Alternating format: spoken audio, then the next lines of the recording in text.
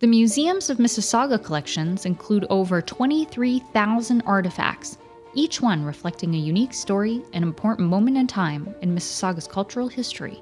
Here are some of the top unique artifacts from the museum's collection. This one-of-a-kind silver cup can be found in the anchorage at Bradley Museum. It was given to Captain John Skinner of the British Royal Navy by the people of Malta as a token of respect. After all, Skinner had successfully commanded many convoys while in the Mediterranean. After his retirement, Skinner immigrated to Upper Canada and lived in the anchorage. A local historian also saved and donated Skinner's original tombstone. Skinner's second tombstone, without spelling mistakes, was made shortly after the first and can be found on his burial plot at St. Peter's Anglican Church. The Mississaugas of the Credit First Nation presented this deerskin scroll to Mayor Robert Speck on January 1, 1968, to commemorate the birth of the new town of Mississauga.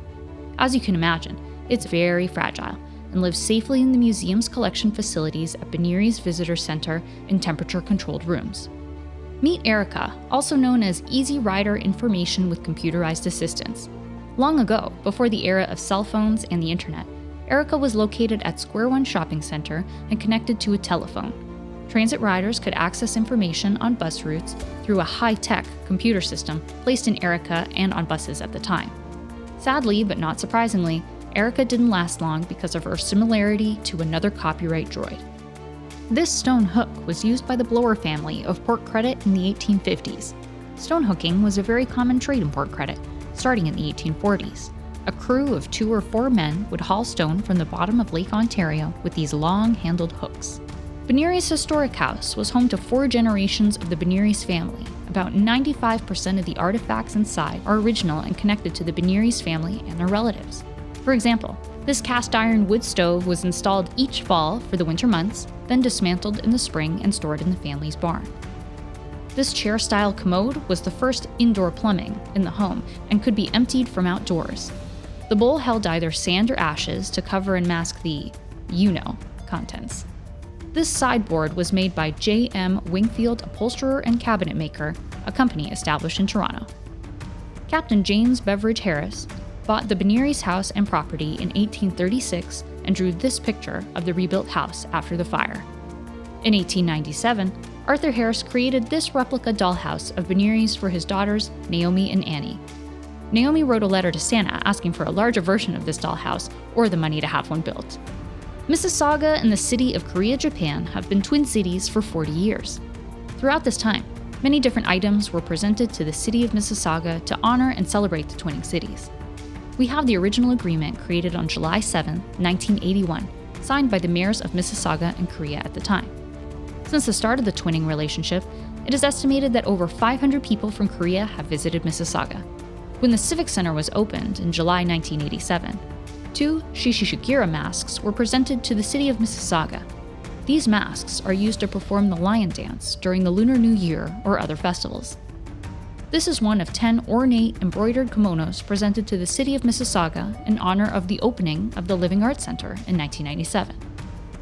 This happy jacket was given to the Mississauga Friendship Association by a group of Japanese delegates from the Korea International Friendship Association. And last but not least, this delicate model of a helmet was given to the city of Mississauga. Known as a kobuto, this would typically be displayed at the Boys Festival in Japan, held on the 5th of May every year. This pressure relief safety valve is from the chlorine tanker of a train that derailed in 1979. It was donated to the museums in 2004 by the Ontario Centre of Forensic Science.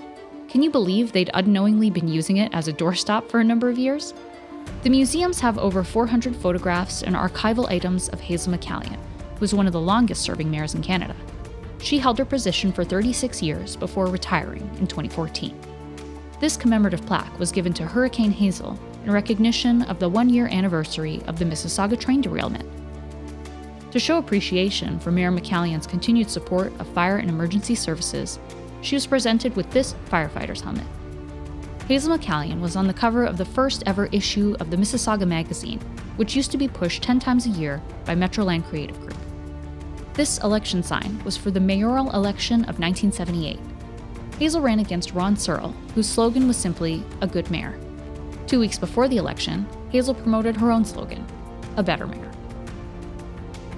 This portrait drawing was created by Gustavo Garzon Romero, a self-taught artist, in 2009.